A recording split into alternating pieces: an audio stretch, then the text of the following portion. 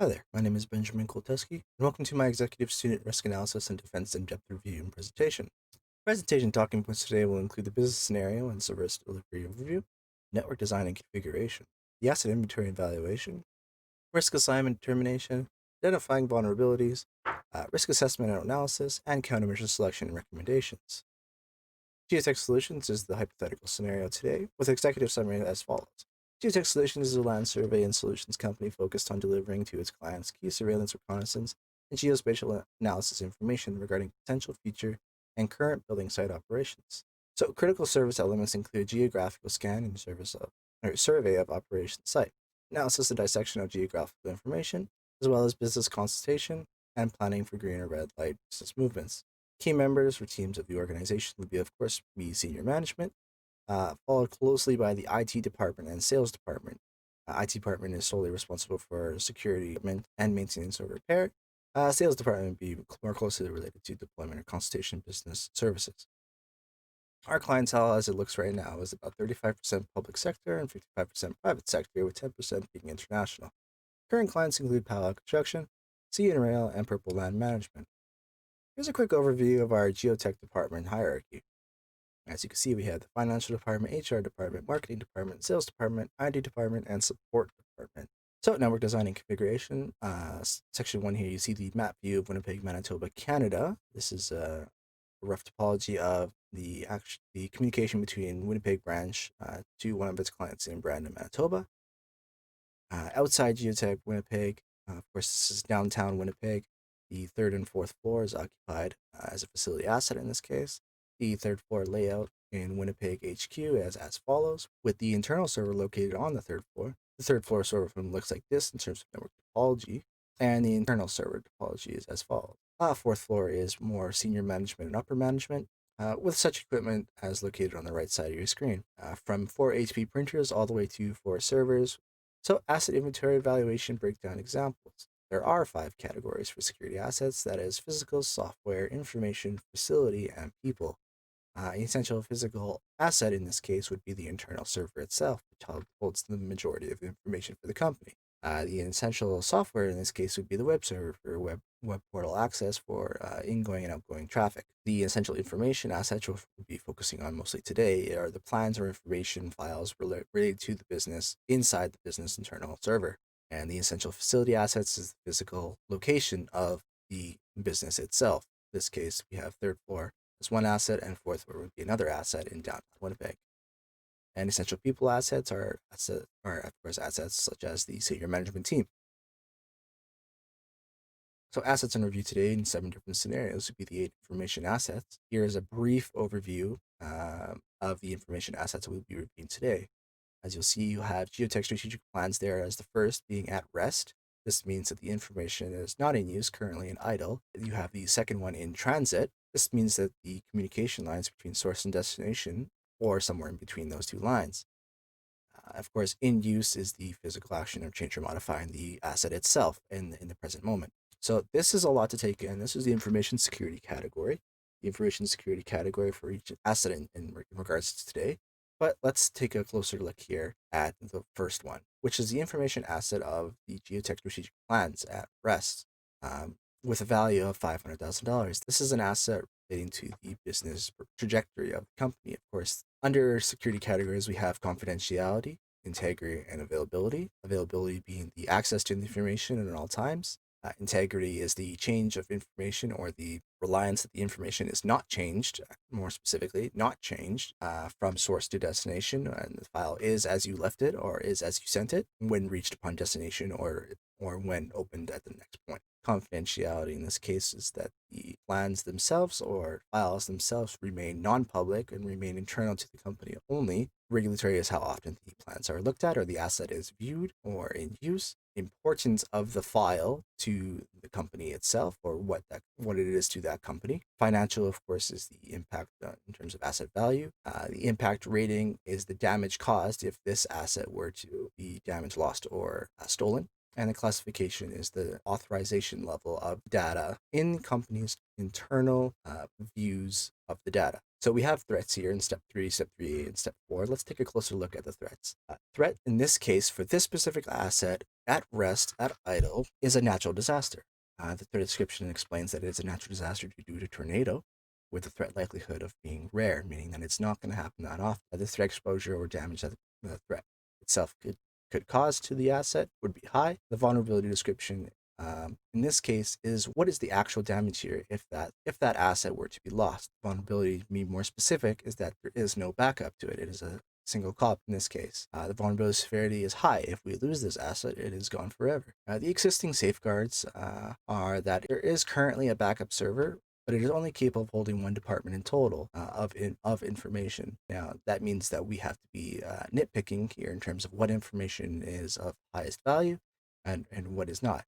If this has not been done, which in this case it has not been done just yet for this particular asset, that means that the existing safeguard rating, which is low, is not effective to what we currently need for this specific threat. Step 7 explains the exposure factor and annual rate of occurrence. The exposure factor is the damage analysis, this being 50% threat exposure, with the annual rate of occurrence one time per year in the rare likelihood. The cost impact of this particular threat in a single loss expectancy is $250,000 based on the fact that 50% of exposure factor. So you have $500,000, take 50% away, we are at a single loss expectancy of $250,000. Cost impact for annual loss expectancy is the amount of time that particular threat could happen. We'll say in this case that it's one time per year.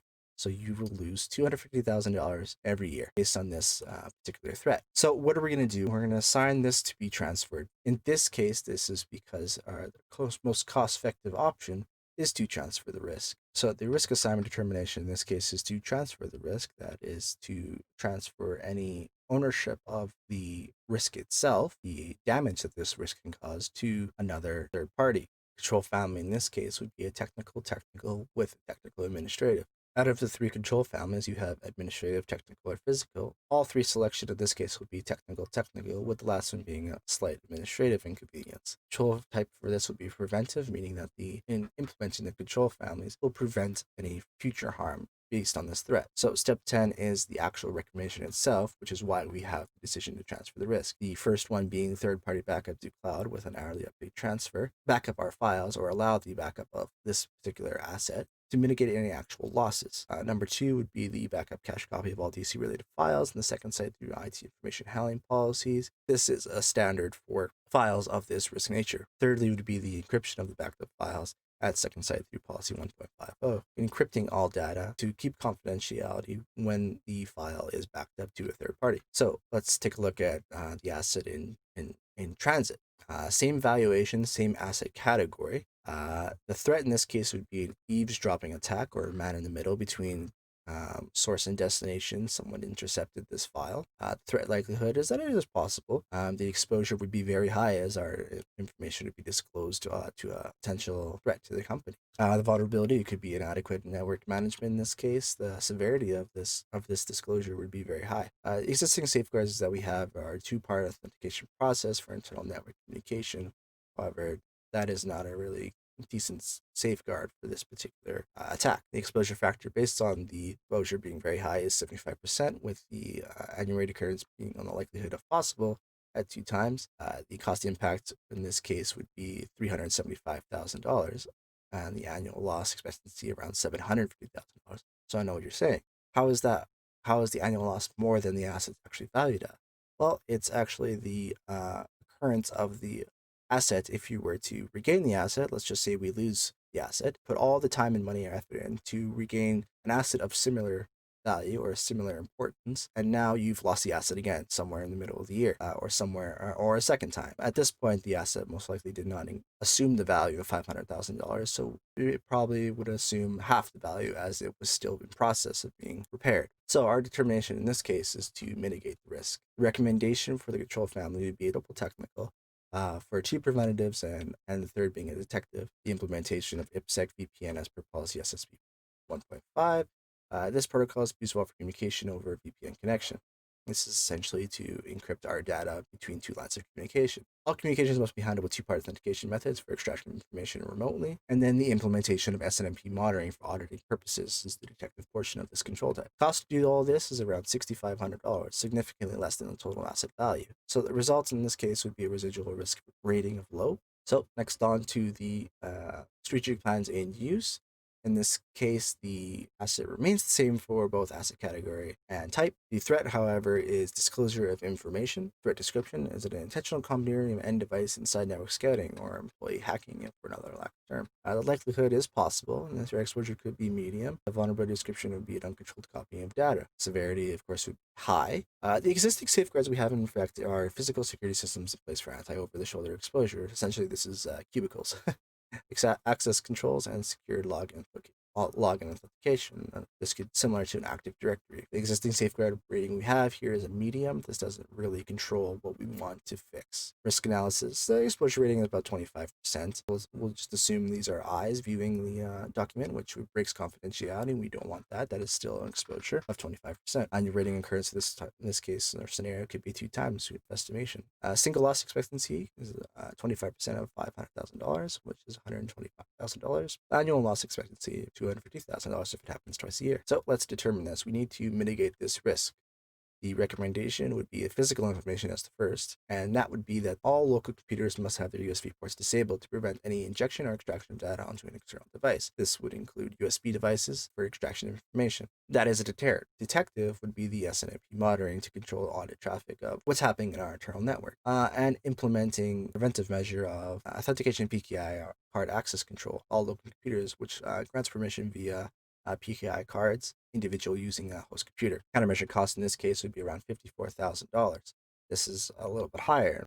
One relating to the administrative side of things, relating to the implementation of all three control types. The would, of course, reduce the risk to a low standing. So let's go through the rest at asset scenario 4. We have the geotech employee information at rest. This is at idle, same as earlier, except this asset value is $150,000. The asset category information is accessed at a high pace and high regulatory. All lines of confidentiality, integrity, availability, regulatory, reputational, financial, impact rating, and classification would be of the highest concern.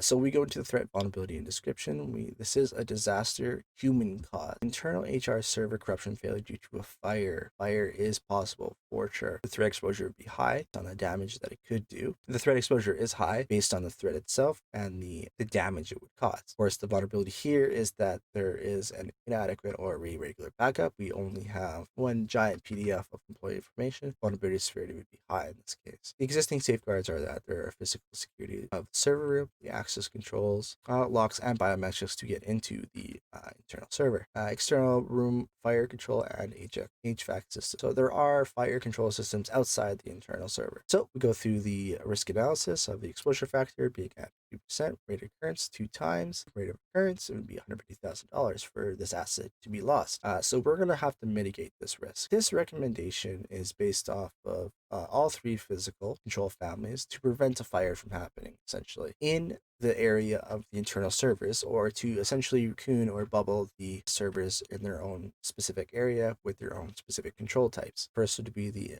access control PKI system for physical entry into the secured server room, implementing a 3M Novec fire suppression system in the server room to prevent any fires from damaging the equipment and the ability to combat a fire without damaging the server racks themselves. And of course, 3 would be implementing contingency sensors reverse HVAC system to further assist fire suppression capabilities. This will extinguish and remove all harmful smoke or fire by extracting oxygen from the room. Now, the cost is the problematic side here, because the cost is significantly high. Fire suppression system. The fire suppression system is about $250,000. Now, based on the asset value being $150,000, normally you would not recommend this. Even though it would give a residual risk rating of low, it's key to note that these implementations affect the entire servers themselves. So let's consider that we have more than one positive outcome here from these control types being applied to the physical devices containing this information, the internal server DC in this case. So moving on, we got the exact same information in use, and the threat in this case is a commandeering of end device inside network. This is, of course, the inadequate control of physical access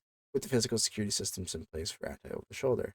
we've seen this before. Now, the exposure factor would be less because the threat exposure is medium in this case. That is, it is unlikely to cause as much damage as the first threat regarding this particular asset. We can mitigate this risk in this case with physical, technical, and administrative control family, or with the cost as it was then, resulting in a residual risk rating of low. So moving on, we have the Geotech Bank statements. An asset value of $50,000. Being that the asset value is less than the last asset, the financial impact is down to a medium, and the impact rating in this case for the category is a medium as well, because the threat is user error related. The unintentional deletion of the file by a user, the threat is possible. The exposure in this case is very high because the asset itself is at a complete loss. There is no recovery in this current state. The description is that it is a single copy, that the severity, of course, is high, and the existing safeguards is that we have access controls implemented for external access to internal network, but that really has nothing to do with this particular threat. We need to look into this. So the exposure factor, because of the